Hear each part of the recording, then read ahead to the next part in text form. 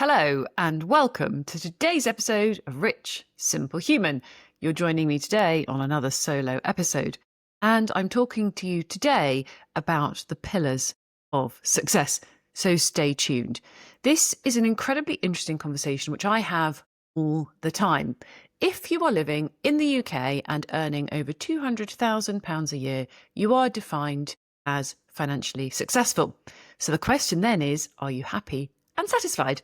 We're talking here about the importance of covering all of the pillars of success to make sure you feel satisfied. And guess what?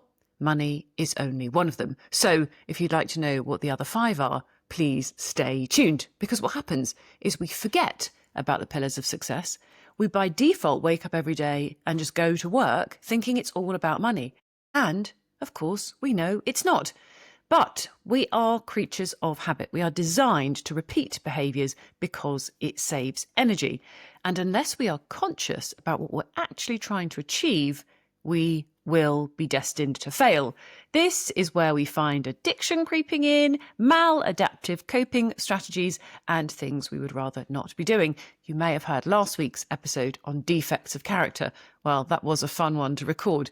And of course, I've spent all week thinking about my own defects of character and trying to get rid of them. So this morning, I woke up really, really resentful. Why was that? Well, I thought about a conversation I had with somebody yesterday, thought about the fact that it was absolutely nothing to do with them, looked at my part that I played, wrote it down, got rid of it, and off we go again, back to an open-hearted way of living today, which is great news for everybody around me. But what are the pillars of success and why do they matter? We know that financial metrics are not a great way of measuring happiness. In fact, the wealthier we become, often the unhappier we become. We also know that the happiness index globally is not in proportion to the amount of income or wealth available. So what's going on in the modern world, and why is it that what we focus on, we move towards, and that still doesn't make us feel satisfied, happy, and successful? Well, when I say we focus on what we move towards what we focus on. Just imagine if you're out running, walking or driving, when you look towards something, you generally move towards it. Your attention is focused and you end up going towards that particular point. Every day we wake up and think, I must work harder and make more money. But I don't think we think that as soon as we wake up. In fact, I know that none of my clients and the work that I've been doing for the last 20 years, the day never started with, I must make more money. In this category, we are not talking about poverty. We are talking about the UK's definition of wealth, and we are talking about people that have financially more than enough on paper. So what's going on? Do we wake up every day and think I need more money? Or do we wake up every day and think, I'm not very happy, let's make more money and see if it helps? I'd love to know what you think. But if you are somebody that wakes up every day and thinks, I'm so happy and life is so wonderful, you're probably not listening to the show in the first place. But if you do wake up thinking, I'm not quite sure I'm as happy as I could be, or I'm not optimizing my performance, or I'm doing well, but I'm not doing great, what is going wrong? Well, I'm about to tell you. So stay tuned, because I'm going to walk you through the 6 pillars of success and the way that I work with my clients to increase consciousness across all of those pillars. So number 1, the most important thing for a feeling of success and satisfaction is your physical state. I always say that sleeping, eating, breathing, moving and meditating is essential to success. Why is that? Well, you can have all the money in the world, but if your physical health is in disarray, you won't be feeling great. Health, not wealth. So one of the main pillars of success is your physical health. Now, if you are an athlete, and I'm going to reference Lindsey Vonn here because this is much debated amongst the friendship circles I move in, she has reached the pinnacle of physical fitness. In fact, she's suffered huge amounts of injury and come back again. She has at some point in her life been physically optimized, but has she been really, really happy? Has she been fully satisfied? My argument there is perhaps not, although we'll never know because we're speculating. But is physical optimization the secret to success? No, it's part of the pillars of success. So optimizing your physical health every day is important. Thinking, how do I sleep, eat, breathe and move better than yesterday? It's all relative. And what can I do to improve that? That's where conversations come in about what we eat, what we drink, and how we move are important. And as we get older, movement is absolutely essential in the right way to prime our lives for optimal physical performance. I've got a friend who always uses the word old lady body. Well, what is it we want? We want to keep moving, we want to keep carrying things, getting up and down, and we want to be able to get off the floor should we fall. So let's test yourself today. Can you sit on the floor and get up without using your hands? If you're under 65, you should be able to. If you can't, what's happening there? Have a conversation with yourself and, of course, think about optimizing your life physically. Question for you. What does my body need today for me to feel well and energized? I think you might be able to answer that because it's quite straightforward. What do you need personally to do today? The second pillar of success. I'm going to come to money at the end, I think. But the second pillar to success, of course, with satisfaction, is your mental state. Are you optimizing your mind mentally? Have you got clarity of thought? Are you suffering from brain fog? And is your mental health well? Are you able to process mental processes? And can you separate mental and emotional? I'm going to come on to that in a minute. What thoughts are going through your mind every single day? Are you focusing on what you really want to move towards? Or are you focusing on things you don't want to move towards? Let me give you an example. Somebody who's been married for quite a while. Do I focus every day on how annoying my husband is? No, I don't. I try and focus on how wonderful it is to be married and what I'm going to do to stay married. We're talking about being positive here. Let's look at the positive rather than the negative. The same goes for working situations or parenting situations. What is it I really want to achieve with the people around me today? It's no point waking up every day thinking, oh my gosh, they're so annoying. I hope they don't repeat that behaviour. What I want to do is wake up and say, oh my gosh, what I'd really love to do is have a fruitful conversation with X about Y. Or I'd really love to have a pleasant engagement with this person about whatever it is. When we code in the positive, we really test our mental state. Am I really thinking about positive thoughts? Or am I just stuck in the negative and what I actually don't want to move towards? So check your thinking. Am I saying nice things about myself? Am I saying, well done, Lindsay, you're doing a great job? Well, yes, of course I say that every day. But it's totally subjective. So the only great job I might have done so far today is brushed my hair or made the bed. But it's still a great start. Start small, and then the rest of the day is yours to play with. Of course, if you're overly ambitious, you're never going to achieve those things in the day. So perhaps think about starting with some micro habits that you can congratulate yourself on. Perhaps you've had a really good breakfast, or you've done the sky before screens. You know how important that one is if you're a regular listener. But try and really think about what I've done well, not my to-do list. I had another conversation with another client this week about the to-do list. And please go back to shows that I have recorded on tracking effort and not outcome. But if you think about what I've already done, what have I done well? Reflective practices. You're going to feel a lot more positive than if you just keep looking at your endless to-do list. And guess what? AI is going to make this worse, as has the internet. We've got so much more to do because we've got more ways to do it. So what have we got to do? Do less. I cannot give you more than 24 hours in a day, but you can choose how you want to spend that time. How do you want to spend that time? Do you want to spend all that time just trying to make more money? Or do you want to spend it on other things? Do you want to spend it on some of the other 6 pillars of success? So number 1 was physical. Number 2 was mental. Number 3 is emotional. Emotional is different from mental. Mental is about the way you are thinking. Emotions are about the way you are feeling.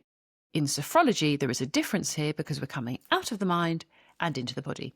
So I may be thinking angry thoughts, but I might be able to go into my body and feel quite safe and relaxed. Or I might go into my body and feel anxious. But we're trying to differentiate between the two, mind and body, and then reconnect them. Emotional literacy is really, really important here. Let me test you now. If I asked you to imagine the difference between feeling curious and feeling wondrous, could you tell the difference? Let me remind you again. Can you tell the difference between feeling curious and feeling wondrous? I'm curious about this. but I'm in wonder about that. They're two different emotional states. Now, if English is not your first language, this gets even more complicated. But we need to be granular about how we feel. Do I really feel angry right now? Or do I feel afraid? Or do I feel angry first and then afraid? These are really, really, really important conversations. And if you saw any of the research in the papers this week about potty training, you may understand why we're having problems with this. Let me just explain. The statistics on children that were potty trained at the age of 18 months about 15 years ago were very high. The percentage of children that are potty trained now at 18 months is very much lower. Why is that? Well, it's about feedback. Nappies, disposable nappies, have improved. We've got rid of an awful lot of reusable nappies and the absorbency of nappies has gone up. So what happens? A baby will have a wee in the nappy and not feel it. There is no feedback. So the emotional loop has been disrupted. If you are in your brain all of the time and not in your body, the emotional feedback in your body has been severed. You must reconnect the mind and the body. Caicedo knew this in the 1990s when he was designing the sophrology method, which is why I spend so much time with my clients yapping on about 5 senses. Can you feel your fingers? Can you feel your toes? What happens if you put your hand on your heart? Can you feel your heart beating? Can you feel your breathing? Can you feel the air coming in and out of your mouth and nose? Can you feel it getting hotter as it comes out of your nose as opposed to being cooler when it came in? We're trying to fine-tune our senses so you can begin to fine-tune your emotions. Am I angry with my dog or am I just disappointed? Am I frightened or am I cross? Am I curious or could I be in awe and wonder? What are these emotions that make my day rich? This is what makes me a rich, simple human, to be able to reflect on all of the fantastic emotions I've experienced in one day. It's awesome. I love it. And if you're watching on video, you'll see how excited I get when I'm talking about these things. I love being able to go for a walk and think about all the different emotions I can have on the way and feel my body and my mind going through those emotional states. Sometimes it feels a bit much and it's exhausting, but other days it's absolutely wonderful. There's so much going on. Just by looking at my diary, for example, that's sat in front of me, I can reflect on that and think, oh my gosh, there's so many to-do things in there. Or I can reflect on it and think, look at all the lovely things I've already done this year. Gosh, look at all those lovely coffees I might have had, or podcasts I might have recorded with guests, or clients I've dealt with, or things I've done with my family, or places I've been, restaurants I might have been to, dog walks I've been on. Can you see that we can really think about things in so much more detail when we change how we process our emotions? So the third pillar of success is emotional well-being. Would you like to know what the fourth is? I know that you all love to stay listening. In fact, my diehard listeners do a great job at listening all the way to the end. And I would ask you at this point in the show to please share this with anybody that you might find it interesting, because the show grows by referrals. That's how a podcast works, unless you're paying a podcast farm, which I am not. So please share. I also wanted to let you know that the new website just went live, the test version. So if you head over to lindseyfrances.co.uk, you'll also see the lovely new website, some lovely new photographs. Gosh, I hope I look a little bit younger than I actually am, because that was hard work. And I'd love to get some feedback. You can also subscribe to the assets. Every week we send out information about what we've been talking about. I will send diagrams and worksheets occasionally, and I will try and share as many of my resources with listeners as possible, because I only work with a small number of people one-to-one, but I do like to try and make as much of the work that I do available to the broader population for free. So please register on the website and you will receive that information. Number 4, the fourth pillar of success is the spiritual dimension.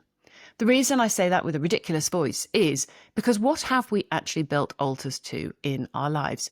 And when we think about spiritual awareness, what does that mean? This is incredibly personal to everybody. If you are of a religious faith, this may be a pillar that you feel is really successful in your life. You may think, I'm deeply connected to my sense of the higher power or God, the God as you know it. You may think that you are in communication and really be enjoying that relationship with a higher power or God. And you may be really invested in some kind of faith, which has got concrete, sound teaching that is right for you and that you subscribe to, and it enriches your life. But if you don't know what I'm talking about, you are missing a pillar of success. The spiritual dimension is really, really important. And I always mention the work of Dr. Lisa Miller, who talks about the way the brain is designed. People with a spiritual connection are activating a completely different part of their brain to people that have no spiritual connection. So what could you be spiritually connected to? There are also some very, very interesting new age spiritual practices out there that we could debate forever, but we're not going to. It wouldn't be my choice, but please think about when you are more connected to a higher power. Or are you really the biggest thing in the world? Are you the greatest thing? Is it all about you? Or is there something bigger than you out there that you are connected to? Of course, the universal life force created by God is a wonderful place to start, as are any of the world religions. But if you don't have a spiritual foundation, you are missing a pillar of success because you're grounded potentially in false idols. Now, money is a great energy here. It's also something we can set up an altar to. So we can become very, very focused on worshipping money. We can be very, very interested or engaged in worshipping ourselves, i.e. endless pursuit of self-development. Or we might be worshipping other people. We might have idolized somebody in our life and just be chasing after their adoration. I also see this happening in adult clients when they realize their parents aren't perfect. We've idolized our parents, we've put them on a pedestal, we've built an altar to them, and we continue to sacrifice ourselves to them in the hopes that we are going to receive some kind of recognition. And how painful when you don't. Now, the reality is we're all human. So somebody that you've done that to probably doesn't even realize that you've set up an altar to them for approval. So please think about what's going on in your own life. So the spiritual pillar is number 5. Number 4. Number 5 is the relational pillar, the pillar of success in relationships. Do you consider yourself to have adequate numbers, quality and depth of relationships to sustain a feeling of satisfaction and success in your life? Let me ask you that question again. For you, do you feel that you have an adequate number, quality and depth of relationships in your life to sustain satisfaction and success in this area, the relational pillar? If you don't, why not? Is it perhaps that your relationships or marriage is failing because you're spending too much time at work? Are you perhaps focusing on other things and not putting your relationships first? Are you perhaps in a poor relationship with yourself and therefore unable to create solid relationships with other people? Are you perhaps hoping for better relationships with other people whilst you don't have a great relationship with yourself?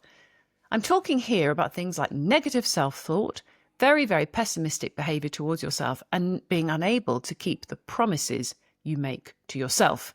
This is a really challenging piece of work. Do you keep the promises you make to yourself? Can you be reliable? And are you in right relationship with yourself? Or do you actually not like yourself very much? Do you look in the mirror and think, I am awesome, God created me to be doing the best I can, and this is going super well? Or do you look in the mirror and think, oh my gosh, what a disaster?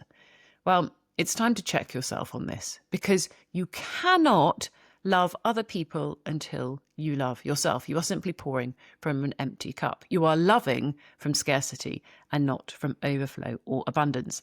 And the reason I go on about the 6 pillars of success for satisfaction is that when you are in the world, you must be operating from overflow and not scarcity. You wouldn't be stripping your cupboards bare to give to everybody else while starving yourself to death. So don't do that in the physical, mental, emotional, spiritual, relational or financial pillars. I've just given away number 6. Of course, it is financial. So just to come back and cover off the relational pillar, what do you think of people that are around you? How often do I see people? Do I feel like I have got really deep connection with these people?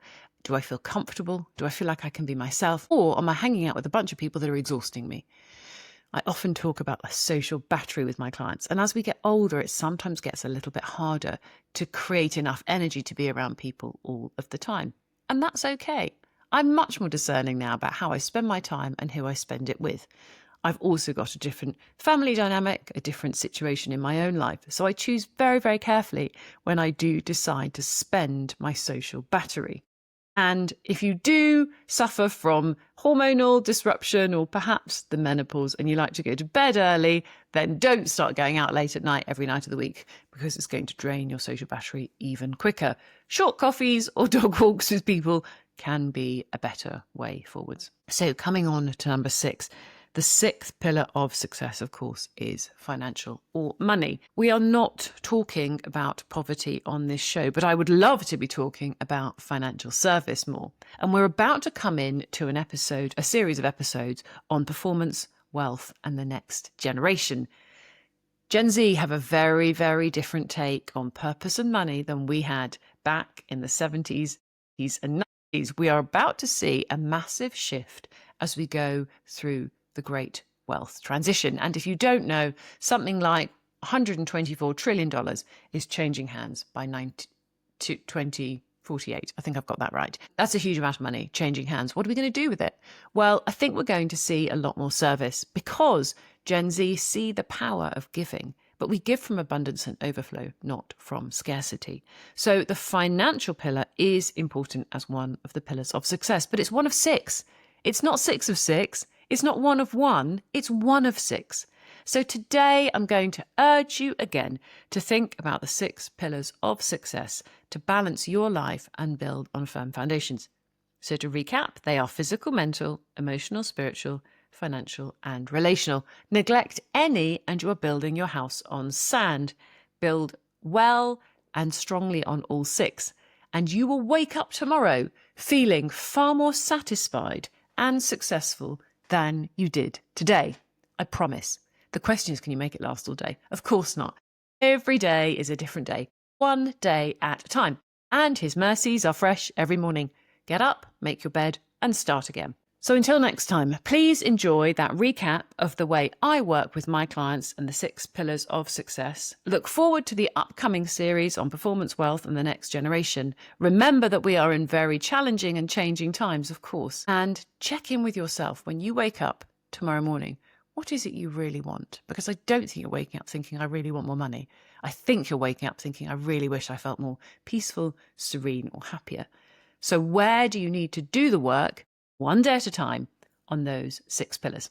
Until next time, have a wonderful week. Please subscribe to the newsletter. Please share the show because that is how it grows. And if you are interested in doing some one-to-one work, please let me know. I have some space to accommodate 1 or 2 more clients in the summertime, and I would love to hear from you.